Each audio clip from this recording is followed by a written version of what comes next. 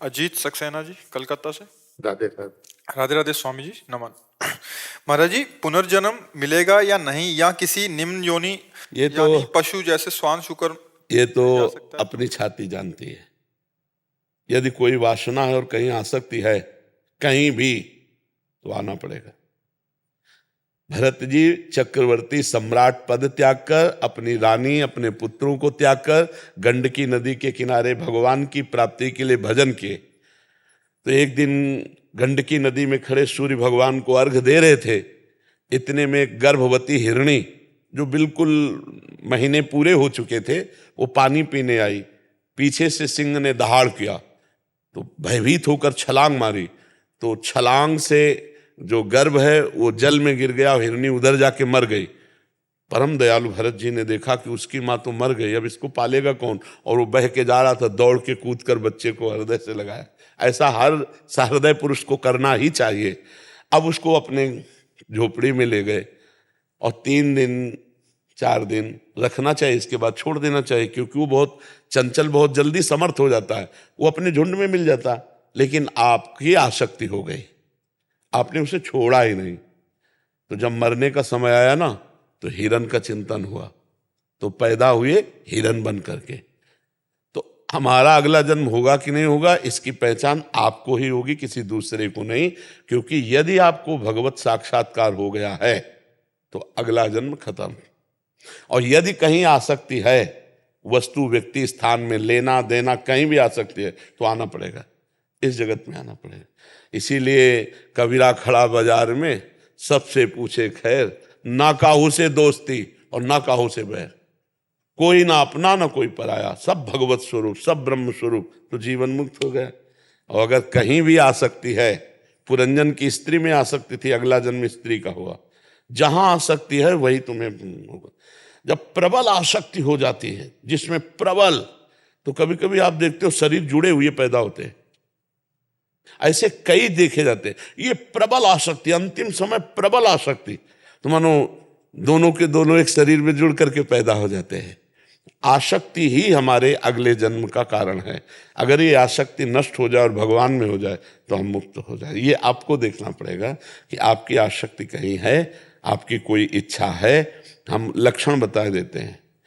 जिसको कभी नवीन भोग भोगने की इच्छा नहीं है, पुराने हुए भोगों के भोगने की तृष्णा नहीं है, जिसका कोई अपना नहीं है, कोई पराया नहीं है।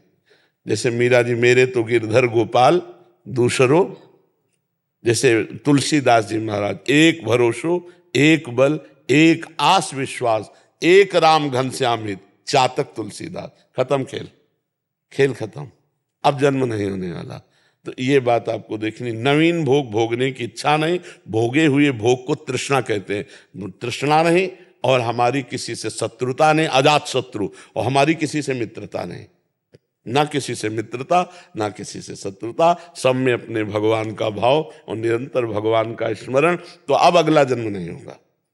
महाराज जी, उसमें जो दूसरा पार्ट है कि ये जो कहते हैं शास्त्र सम्मत कि योनि में गिर भी सकते हैं, पशु योनि में भी हो सकता है, वो मतलब कुछ ऐसे कर्म बन गए जिसमें शुकर बनना पड़े या स्वान बनना पड़े, ऐसा भी संभव है? हाँ हाँ, बिल्कुल बिल्कुल बिल्कुल पक्का बन। जैसे जैसे उदाहरण में है, इतिहास से उदाहरण दिया जाता है। महाराज नहुस अपने कर्म के प्रभाव से देवराज इंद्र बने, और वहां सची के साथ गलत आचरण करने की चेष्टा का भाव आया, तो फिर अजगर की योनि को प्राप्त हो गए। सीधे देवराज इंद्र के पद से ट्रांसफर हुआ अजगर योनि में, सीधे ट्रांसफर हुआ। जैसे हमारे आचरण है वैसा हमको भी फल मिलेगा। इसीलिए विध्वंस कर दो अपने किए हुए कर्मों को, भगवान के भजन के द्वारा मिटा दो अपने दुर्भाग्य को, और नए भाग्य की रचना लिखो। मनुष्य शरीर ये नए भाग्य की रचना के लिए, हमारे भाग्य में थोड़ी लिखा था कि हम भगवत प्राप्ति करेंगे। भजन के बल से भाग्य को बदल। भाग्य क्या है? पूर्व किया हुआ कर्म। भाग्य किससे बनता है? कोई देवता थोड़ी है वो, हमारा ही पूर्व का किया हुआ कर्म है।